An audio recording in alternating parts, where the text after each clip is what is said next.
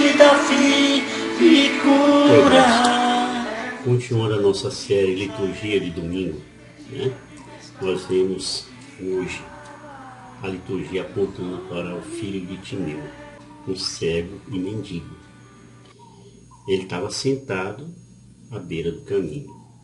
Então, ao ouvir dizer que Jesus, o Nazareno, estava passando, ele começou a gritar: Jesus, filho de Davi, tem piedade de mim. Muitos dos que estavam com Jesus repreendiam aquele homem, porque ele estava gritando alto mesmo, clamando.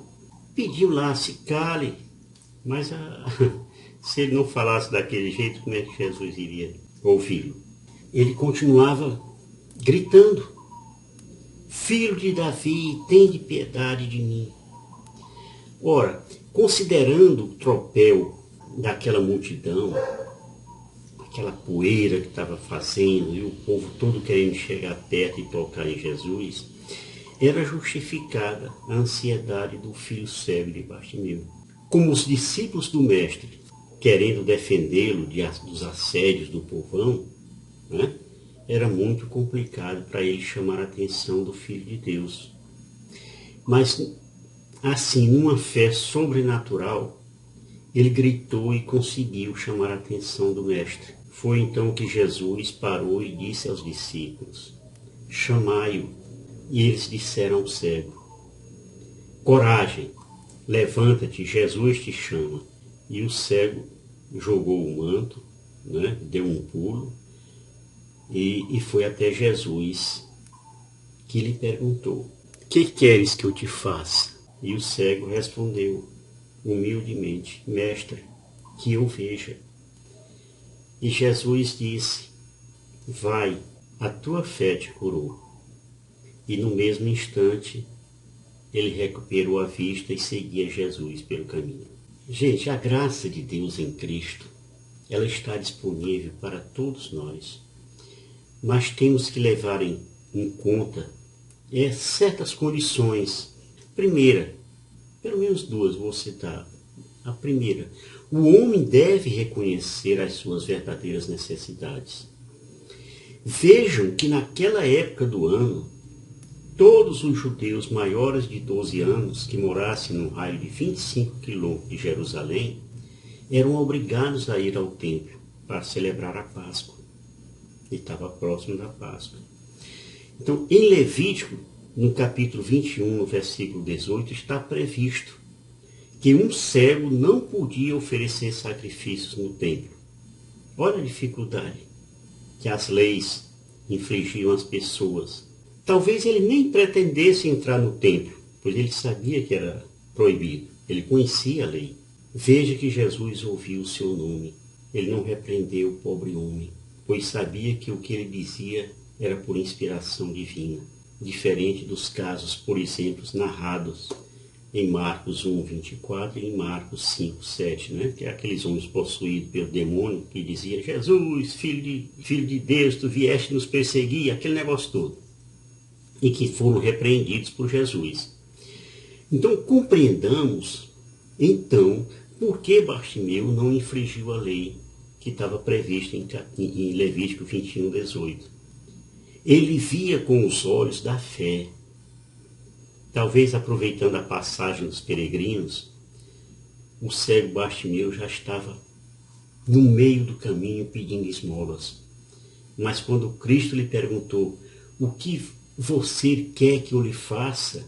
Ele teve uma visão apurada de seu real problema e pediu ao mestre que eu veja. Entendam bem, ele vivia de esmolas porque era cego.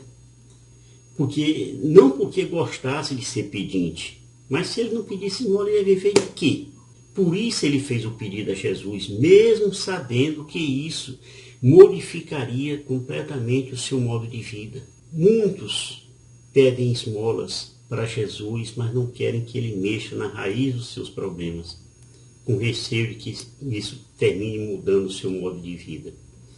O segundo motivo: é necessário que o homem creia em Jesus e declare a sua fé. Filho de Davi era um título messiânico. Os judeus sabiam disso. Bartimeu era cego, mas podia ver que Jesus não era um profeta qualquer. Chamando Jesus dessa forma, ele estava dizendo: eu creio que tu és o Messias prometido por Deus. Ele poderia até, por causa disso, ser apedrejado, né? Ali estava muito fariseu, tá? Aquele povo todo aqui, né? Que ouvindo qualquer coisinha já estavam ali com as pedras na mão, entendeu? Mas ele, cego, não se acovardou. Ele não se calou diante da multidão. Ele creu e corajosamente declarou a sua fé. Veja bem, irmãos, Pedro, que foi capaz de ver em Jesus o Messias, né? Você lembra disso, né? Sofreu da cegueira sobre o caminho da paixão. Depois você lê aí em Marcos 8:31. Já Bartimeu, sem nunca ter visto Jesus, na fé, ele viu que podia ser curado. Entendam que o cego que foi reduzido àquela questão de mendicância se tornou socialmente um marginal. Era um homem jogado, né? Pedindo embora, dava quem quer, levava os parados, jogado fora da cidade, à beira da estrada. Mas no momento mais importante de sua vida, onde ele sabia que recuperaria a sua visão, ainda teve que lutar contra os seguidores de Jesus, que queriam calar os seus gritos de pedido de socorro. Eu espero, irmãos, que nós não sejamos ou tenhamos a ação desses discípulos de Jesus, querendo tirar do mestre aqueles que pedem socorro, que estão mais preocupados com um escândalo de sociedade do que propriamente com a misericórdia de Jesus. Tá bom? Pelos filhos de Davi, me cura. És o Santo de Israel, tu te dedica a tempestade, se cala. Meu Deus, universo. Jesus, filho de Davi, me cura. És o Santo de Israel, tu te dedica a tempestade, se cala.